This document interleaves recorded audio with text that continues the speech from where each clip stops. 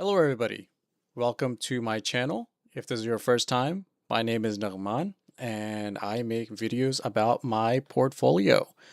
Today, I will be sharing an update for my portfolio on how it's doing on the day and on the year compared to the S&P 500 representative ETF SPY. So let's get into it.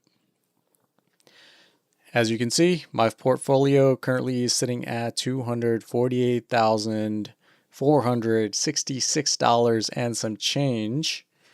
And on the day, we are up 0.33% compared to the S&P 500 representative ETF SPY. It's down almost 0.3%, not including overnight hours, obviously. This has actually been a pretty rough year for my account. This has been a pretty rough year for my account, mainly because I have been hoarding almost 40% of my portfolio's value in cash, which is technically not in cash fully, but actually invested into the SGOV ETF to earn some yield while I'm waiting for some opportunities, bigger opportunities to buy. Obviously, there's always going to be opportunities in the market, but this time around, I'm being a little bit more conservative. So overall, I think we could be doing better, but it's not all that bad. So if we look at the year-to-date comparisons, the account is up 11.14%. And comparing that to the S&P 500, sorry, that's the 1 year. Comparing that to the S&P 500 ETF, we're relatively pretty close. In that sense, not too bad. Where it does get to be bad is that I am not invested into the S&P 500 ETF. I am most of the time picking individual stocks, whether they are growth, value, some ETFs, some crypto, whatever that may be. So anytime you go down that route, you just matching the S&P 500 is not enough. It's not worth the risk. Mainly because you're putting in extra effort, extra time, taking on extra stress, taking the positions, managing the positions. And if at the end of the day, all you're going to get is matching the S&P 500, then why not just invest into the S&P 500 and get that same return with less risk, less time management, and most importantly, less stress. That's the negative. On the positive side, the year's not over yet. We're at the end of August. We still have another quarter to go. And there's moves that we can make. It's just a matter of when that time is and when do we deploy. And I just haven't gotten that time yet, but I think eventually that time will come. So I'm not in a rush. I'm fairly confident that at the end of the year, I will be ahead of the S&P 500. So we'll see. Now, let's get into some of my positions that have actually done really well for me this year.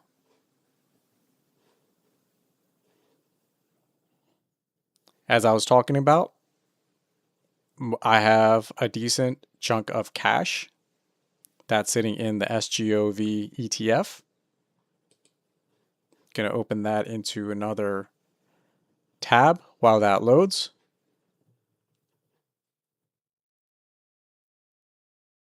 As you can see,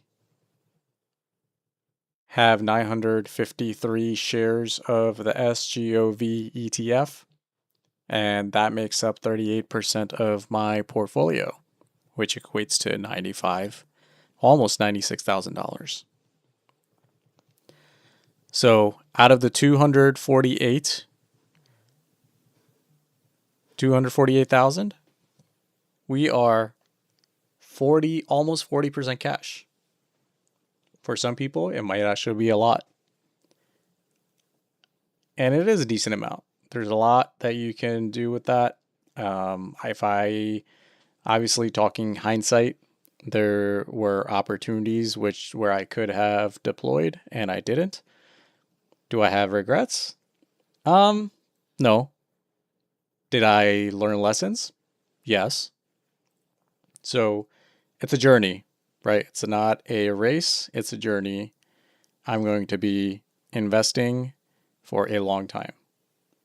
It's not a 1 day, week, 1 month, 1 year, or even 2 years. We are investing for the long term, day in, day out. So little by little, stack them up, get those wins. So at the end of the day, we can win big. That's the name of the game.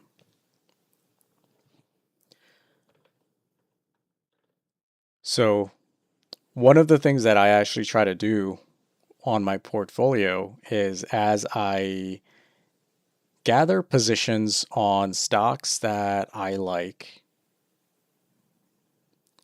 once they get to certain amounts, certain price based on technical analysis, I like to sell options, sell covered calls to generate more premium. That in turn turns into cash flow. That gets invested back into stocks wherever I see value. Sometimes it's growth, sometimes it's dividend stocks, sometimes it's just boring stocks.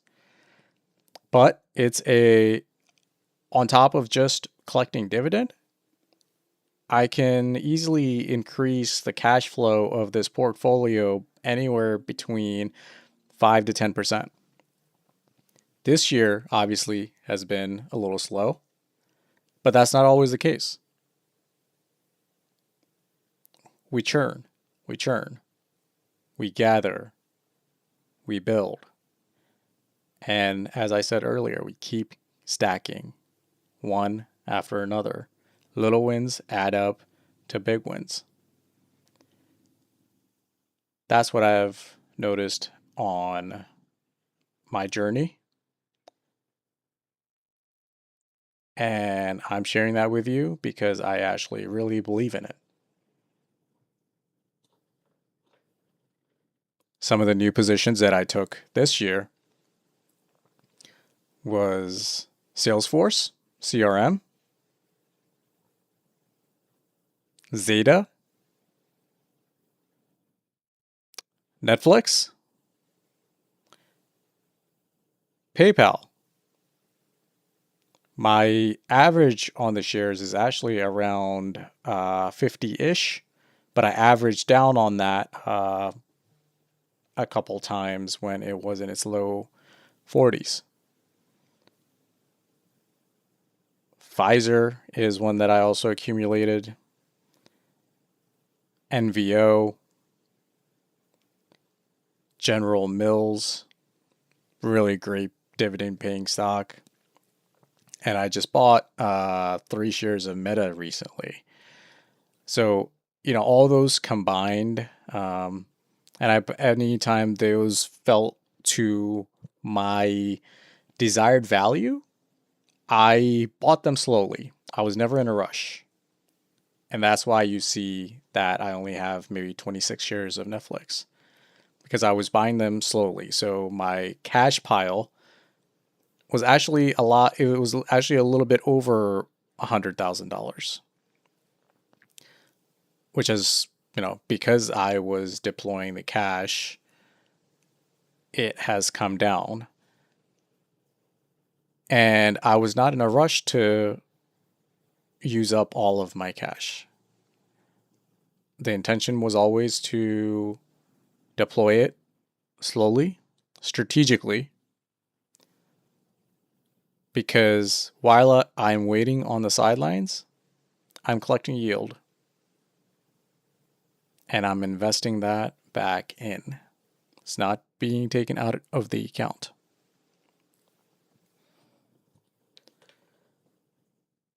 So in the beginning, I had mentioned covered calls.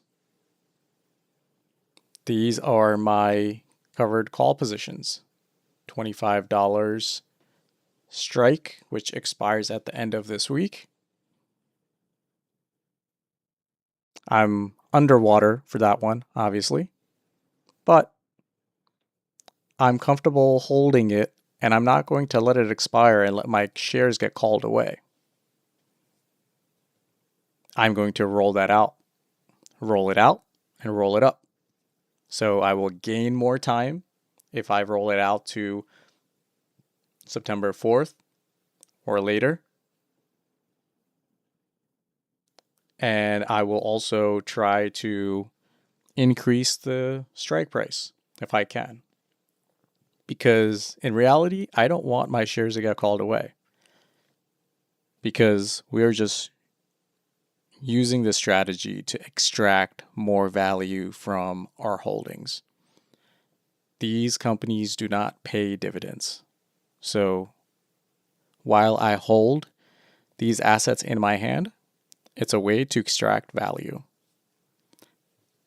Same thing with PayPal. I have almost 2 more weeks on both of these. The 61 call is actually underwater. When I had initiated this position, it was at $60 strike. So I bought it back, rolled it up. I collected a little bit more premium, maybe it was $10, and I increased my strike price by $100. You get what I'm saying? And then FMC. This is a very risky position, but this is a cash secure put. I would not.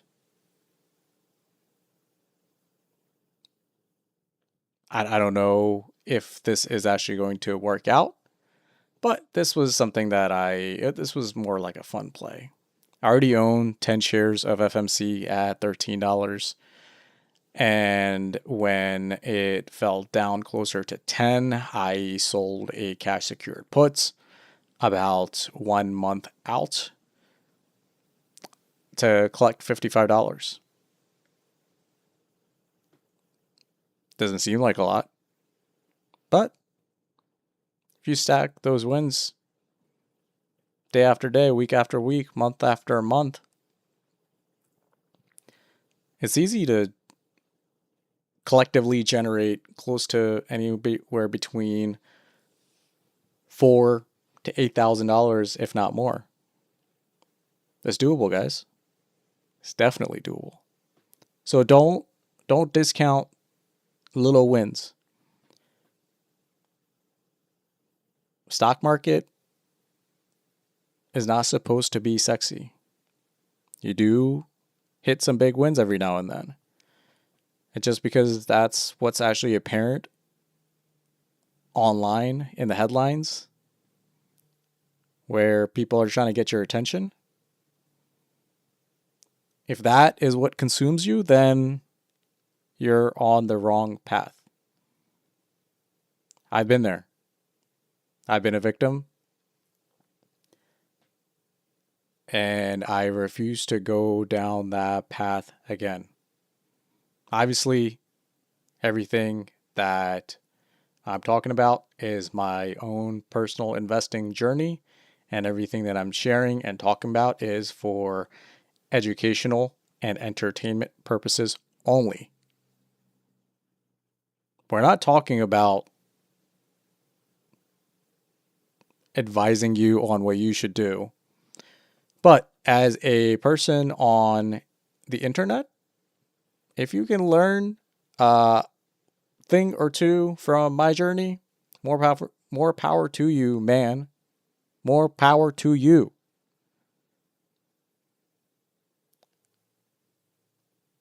So, I think right now I'm going to end it as is. Thank you if you have stayed up until this point on the video. And if you have, I really, really appreciate it more than you can ever imagine. And I would also really, really, really, really appreciate it if you can hit that like button. And if you would like to follow me for more updates in the future on how my account is going, please give a subscribe. See you on the next one, hopefully. For now, Nagman, signing off.